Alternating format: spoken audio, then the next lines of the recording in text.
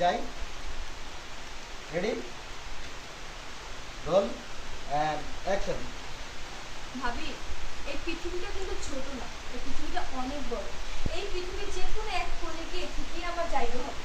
শুধু একটা জিনিস ভেবে খারাপ লাগছে যে এতদিন যাবত আমি এই বাড়িতে থাকলাম, তোমরা আমাকে এতটা খারাপ আচরণ করে আমার মুখের সামনে থেকে খাবারটা নিয়ে গেলে।